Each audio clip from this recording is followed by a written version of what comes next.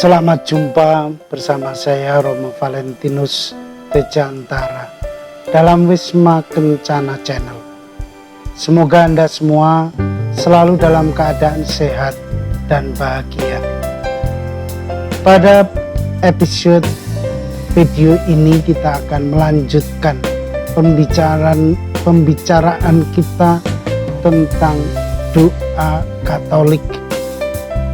Minggu lalu kita sudah membahas bentuk pertama dari jenis doa Katolik ini, yaitu doa vokal atau doa lisan atau doa oral. Dan dalam tayangan ini kita akan membahas tema yang kedua dari jenis doa, yaitu doa renung atau lebih terkenal dengan istilah doa meditasi.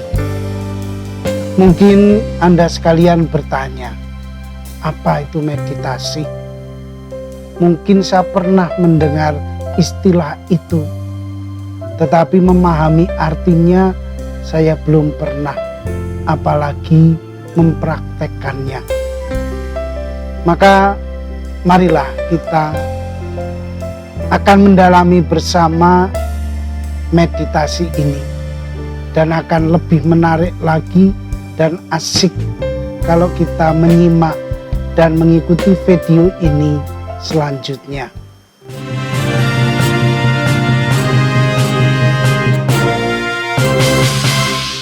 Saudara-saudari yang terkasih, banyak orang beriman Kristiani atau lebih tepatnya orang Katolik yang tidak terlalu mengenal tradisi doanya.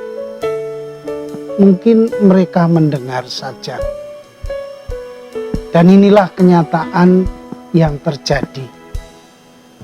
Walaupun mereka itu mempunyai kekayaan tradisi yang sangat luar biasa, tetapi kita tidak pernah mempelajari apalagi mempraktekkannya. Memang tradisi doa ini tersimpan rapat-rapat dalam kehidupan membiara. Oleh karena itu Paus Yohanes Paulus II pernah mengatakan dan memerintahkan kepada para imam-imamnya untuk membagikan kekayaan doa ini kepada para umatnya. Jangan kekayaan itu hanya disimpan dalam biara-biara. Marilah kita melirik sejenak jenis doa yang mempunyai nilai tinggi dalam tingkatan nilai rohani ini. Dan semoga selanjutnya ini juga menjadi doa-doa kita.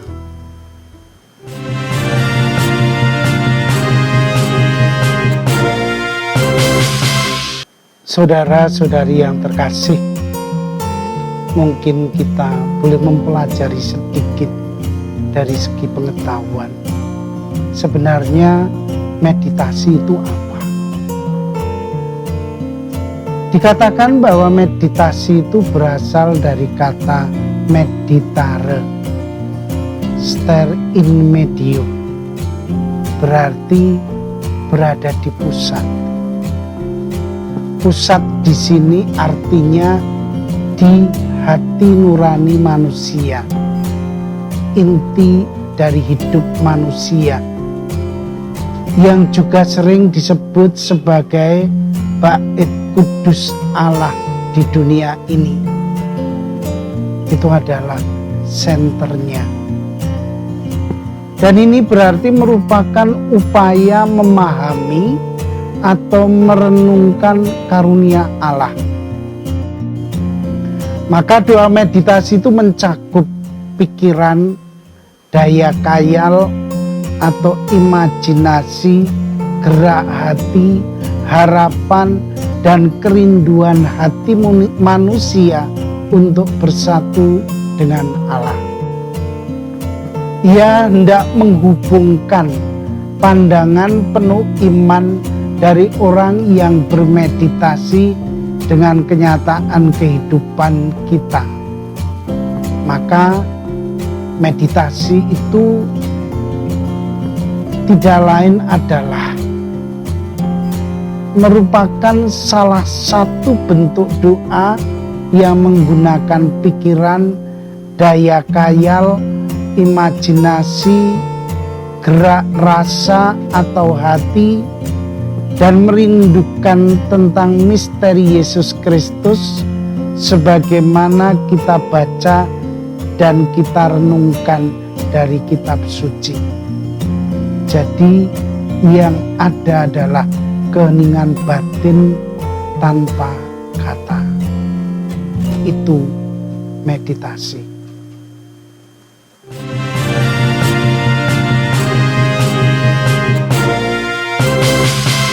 Tujuan meditasi apa itu?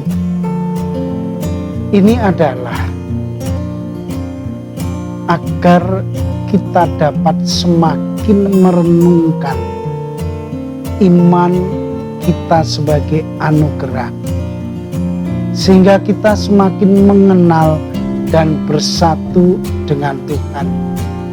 Ingat, iman sebagai anugerah dan bukan usaha manusia, tetapi pemberian dari Allah. Itulah yang menjadi tujuan dari meditasi ini. Dan yang kedua adalah kita semakin mengenali apa yang menjadi kehendak Allah dalam kehidupan kita ini, sehingga kita dapat menjawab dan menanggapi panggilan dan kehendaknya.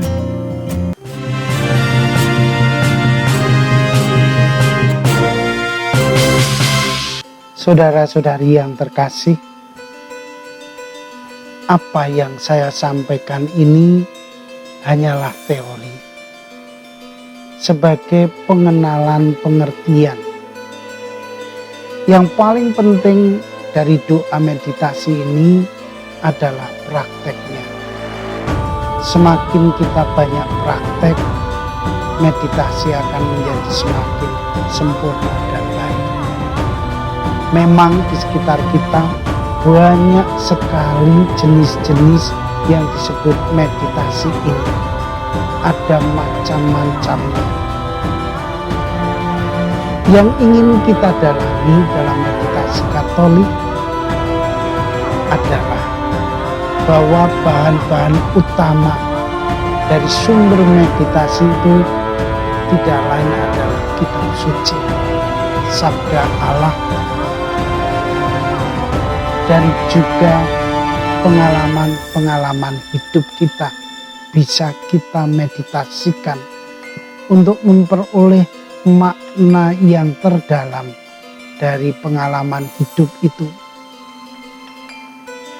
Maka jangan khawatir kalau kita ingin memperdalam. Nanti kita akan melihat lebih lanjut bagaimana praktek meditasi ini yang bisa kita lihat selanjutnya dalam tayangan video ini. Tetapi yang penting bahwa meditasi itu adalah doa hening, doa renung yang memang mengandalkan batin yang damai di hadapan Allah. Nanti kita akan juga melihat bahwa banyak orang yang mengalami problem di dalam bermeditasi ini. Kita akan mencoba nanti dalam vlog untuk melihat bagaimana permasalahan ini kita dalami bersama dan kita jawab.